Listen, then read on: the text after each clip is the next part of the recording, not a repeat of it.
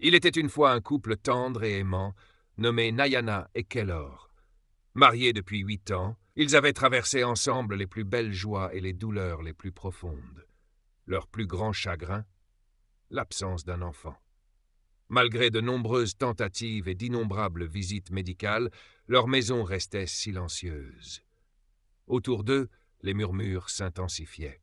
Les parents de Kellor, en particulier, multipliaient les remarques blessantes, insistant pour qu'il prenne une nouvelle épouse. Mais Kellor refusait, tenant la main de Nayana à chaque tempête. « Tant que je respire, c'est toi et moi.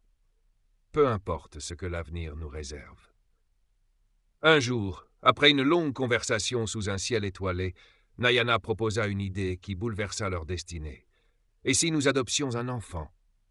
C'est ainsi qu'ils rencontrèrent Solena, une petite fille vive de 6 ans, éclatante malgré le fait qu'elle soit clouée à un fauteuil roulant. Née avec une malformation congénitale, elle ne pouvait pas marcher. Pourtant, ses yeux pétillants et son rire cristallin illuminèrent leur cœur dès le premier instant. Kellor sentit ses yeux se remplir de larmes en regardant Solena jouer avec une poupée aux cheveux bleus. « Nous prendrons soin d'elle comme si elle était née de nous, » jura-t-il à Nayana. Et ils tinrent parole. Solena devint leur rayon de soleil. Elle entra dans une école inclusive, eut une accompagnante à domicile, et chaque soir, elle s'endormait au son des histoires que lui lisaient Nayana et Kellor. Il la gâtait de fêtes, de promenades au parc et d'un amour inconditionnel. Puis un miracle inattendu survint. Nayana tomba enceinte. L'euphorie s'installa dans la maison. Lorsqu'elle donna naissance à une petite fille en parfaite santé, l'univers de Solena se transforma. Petit à petit, les câlins s'espacèrent, les histoires s'arrêtèrent, et les promenades devinrent silencieuses. Solena tentait de jouer avec sa petite sœur, mais Nayana la repoussait doucement, parfois sèchement. « Attention, ne la touche pas, disait-elle. » Le cœur de Solena se fissura. À l'école, elle perdit de sa brillance. Ses résultats chutèrent. Son institutrice, préoccupée, convoqua Nayana et Kellor. Ils haussèrent les épaules. Elle s'adapte juste à sa nouvelle vie de grande sœur, c'est tout. Le premier anniversaire de la petite sœur arriva. Une fête grandiose fut organisée. Solena, elle, restait dans sa chambre, oubliée, les yeux humides, regardant les ballons voler à travers la fenêtre. Puis, un drame. Le bébé tomba malade. Malgré des soins intensifs, elle ne survécut pas. Nayana s'effondra. Kellor ne mangeait plus. Dans cette douleur, ils retournèrent vers Solena, tentant de combler le vide. Mais peu après, une autre grossesse fut annoncée. Des jumeaux cette fois. Et comme un cycle qui se répète, Solena fut de nouveau mise à l'écart. On la changea d'école pour une institution bon marché, tandis que les jumeaux eurent droit aux meilleures écoles.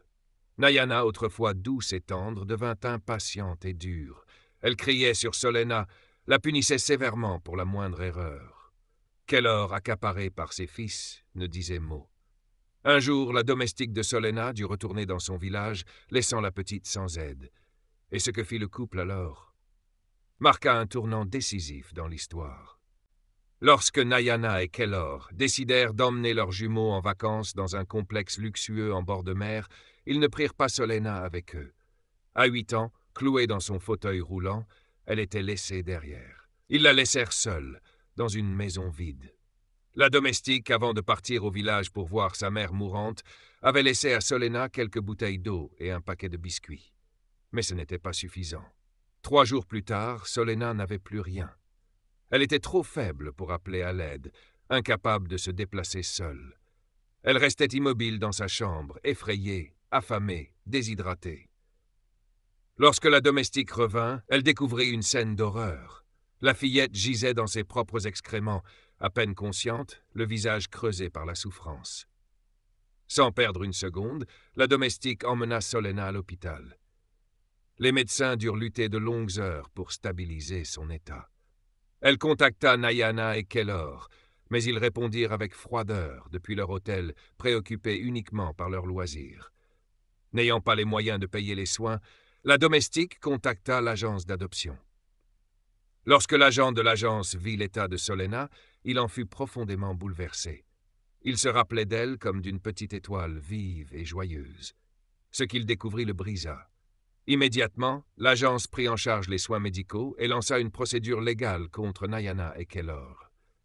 À leur retour de vacances, le couple trouva une ordonnance du tribunal. Solena leur avait été retirée et ils furent poursuivis pour négligence aggravée. Mais leur attention était ailleurs. L'anniversaire des jumeaux.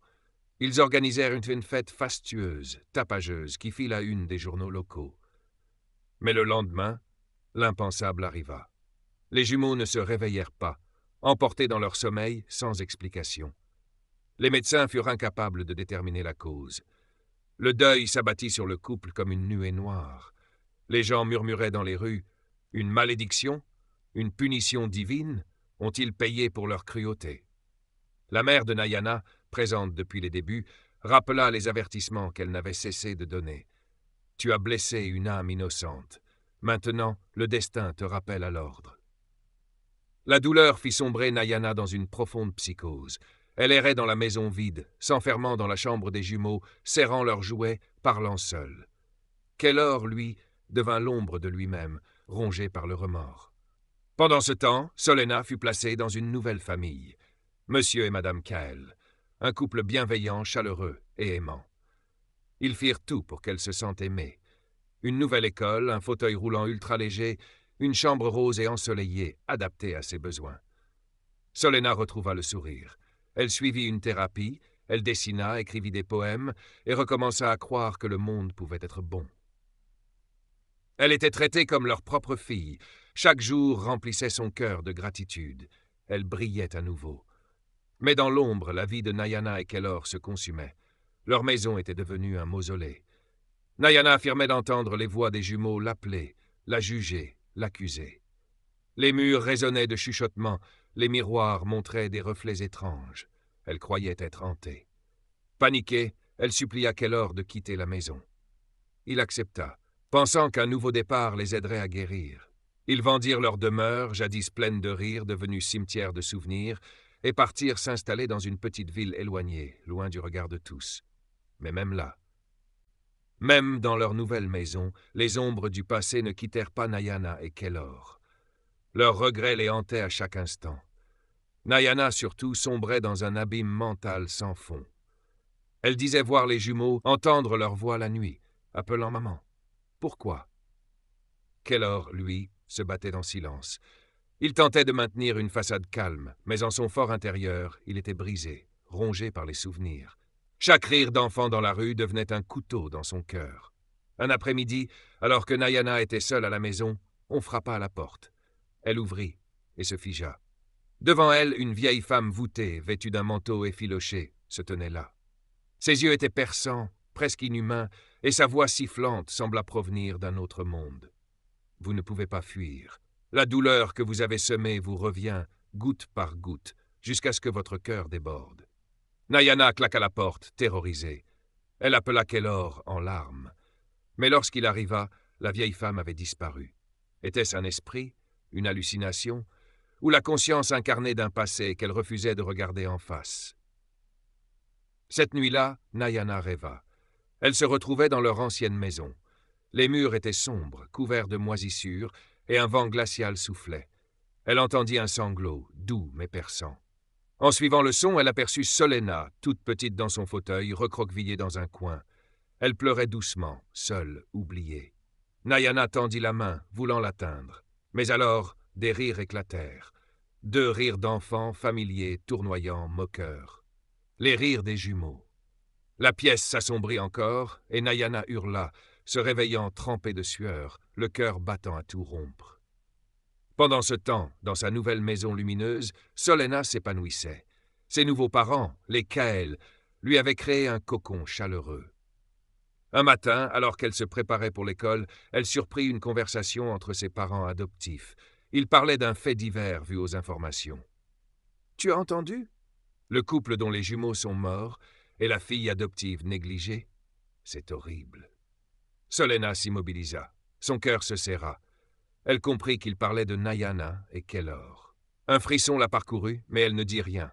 Elle s'éloigna lentement, emportant avec elle ce souvenir, pas pour se venger, mais pour se protéger.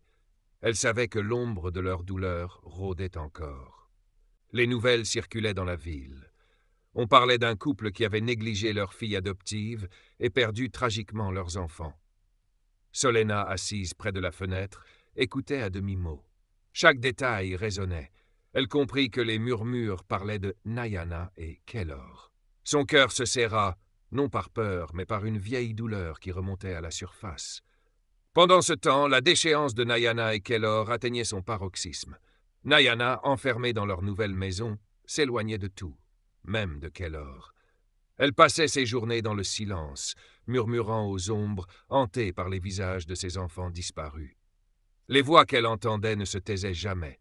Kellor, incapable de supporter ce poids, se réfugia dans l'alcool. Lui, autrefois si présent, sombrait. Leur union jadis fondée sur l'amour n'était plus qu'un champ de ruines.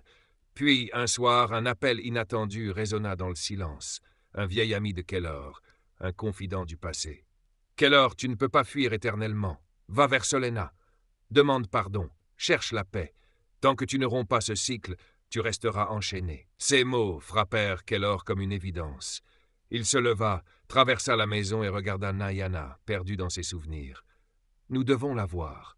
Nous devons lui demander pardon. » Après une longue hésitation, Nayana accepta. Une partie d'elle voulait encore fuir, mais une autre savait que c'était la seule issue possible. Ils firent leurs valises, le cœur lourd, et prirent la route en direction de la ville où vivait Solena. Leur voiture s'arrêta devant une maison lumineuse remplie de fleurs. Une femme forte et calme ouvrit la porte, Madame Kael. Elle les reconnut immédiatement. L'air se tendit. Kellor prit la parole, la voix tremblante. « Nous savons que ce que nous avons fait est impardonnable. Nous ne sommes pas ici pour être excusés, seulement pour dire à Solena combien nous sommes désolés. » Madame Kael les fixa, silencieuse. « Solena est forte, mais vous lui avez infligé bien plus que vous ne l'imaginez.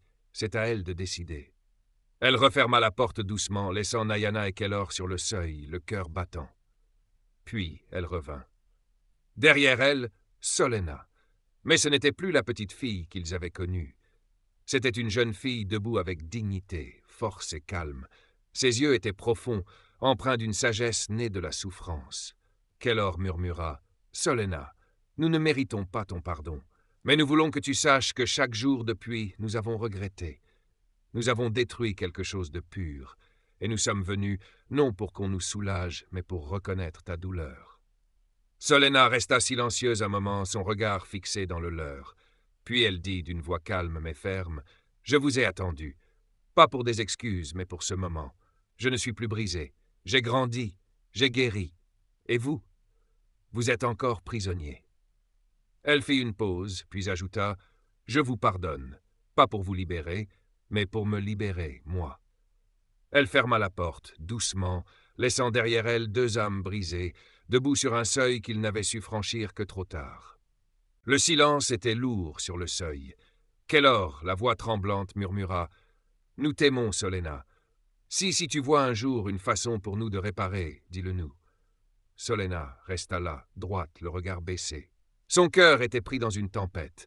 D'un côté, les échos d'un amour brisé, de l'autre, les cicatrices béantes de l'abandon. Elle ferma les yeux un instant, puis les rouvrit, ancrée dans sa vérité.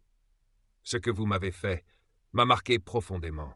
J'ai cru que je ne guérirais jamais. Mais j'ai compris que me raccrocher à cette douleur ne ferait que me retenir. Aujourd'hui, j'ai une famille qui m'aime. Je suis heureuse. Et je vous ai pardonné. » Un silence s'installa. Nayana et Kellor, pétrifiés, ne purent que pleurer. Pas de cris, pas de suppliques, juste l'acceptation. Solena inclina doucement la tête, puis se retourna et ferma la porte. Derrière elle, un monde de lumière. Devant eux, un monde à reconstruire. Sur le chemin du retour, Nayana et Kellor ne parlèrent pas tout de suite. Mais pour la première fois depuis longtemps, ils ressentirent une sorte de paix fragile. La vérité avait été dite, le pardon offert. Ils retournèrent à leur petite maison dans la ville tranquille. Les jours suivants, quelque chose changea en eux. Kellor, déterminé à ne plus fuir, chercha un thérapeute. Nayana, avec le temps, sortit de l'ombre de ses visions. Ensemble, ils affrontèrent leur douleur, non plus en ennemis, mais en compagnons de guérison. Ils commencèrent à faire du bénévolat dans des foyers pour enfants abandonnés. Ils firent des dons, ils écoutèrent des histoires, et parfois, ils pleuraient en silence. Mais ils restaient. Ils tenaient la main de ces enfants blessés comme ils ne l'avaient pas su faire pour Solena. Un jour, dans un refuge, une petite fille tendit les bras vers Nayana. Celle-ci, les larmes aux yeux, la prit dans ses bras. Ce fut le premier vrai sourire qu'elle esquissa depuis des années. Solena, désormais adolescente, rayonnait. Elle écrivait un livre, inspiré de son histoire. Intitulé « Ce que le silence ne dit pas », il parlait de pardon, de résilience et de la lumière qu'on trouve même au fond des ténèbres. Elle n'oublia jamais son passé. Mais elle n'en fut plus prisonnière. Chaque enfant mérite l'amour, la sécurité et le respect, qu'il soit né de vous ou adopté. Si cette histoire vous a touché, partagez-la, commentez et semez un peu de lumière autour de vous.